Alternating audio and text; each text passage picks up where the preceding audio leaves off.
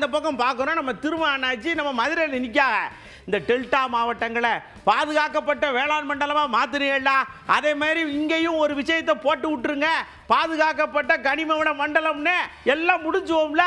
என்னதுக்கு போட்டு போராட்டம் அது இதுன்னு மண்டையை போட்டு குடைவானே அப்படின்னு அழகழகான ஐடியாவை அடுக்கடுக்க எடுத்து சொல்லிட்டு அவரும் போய்கிட்டே இருக்கார்லா. காவிரி டெல்டா மாவட்டங்கள்ல கடலோர பகுதி என்பதனால் பல ஆயிரம் ஆண்டுகளுக்கு முன்னால் பூமியில் புதைந்த மரங்கள், செடிகள், கொடிகள் இவையெல்லாம் அங்கே நொதித்து ஹைட்ரோ கார்பனாக மாறி இருக்கிறது, திரவ நிலையில் இருக்கிறது. அதை எடுக்கிறார்கள். அதை எடுத்தால் அதிலிருந்து பெட்ரோல், டீசல் எல்லாம் தயாரிக்க முடியும், கேஸ் எல்லாம் தயாரிக்க முடியும். அது மனித குலத்துக்கு பயன்படும்.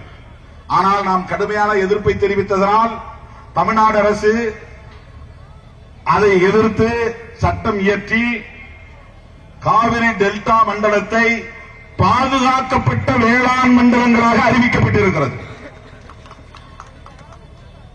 பாதுகாக்கப்பட்ட வேளாண் மண்டலம் என்றால் இங்க யாரும் ஹைட்ரோ கார்பன் எடுக்கிறேன்னா யாரும் டெல்லிக்கு வரக்கூடாது, லைசன்ஸ் கொடுக்கக்கூடாது, பூமியை தோண்டக்கூடாது, எக்ஸ்ப்ளோரேஷன் செய்யக்கூடாது.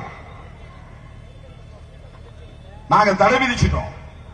அதே மாதிரி மேலூர் வட்டாரத்தை பாதுகாக்கப்பட்ட வேளாண் மண்டலமாக பல்லுயிர் தளமாக அறிவிக்க வேண்டும்.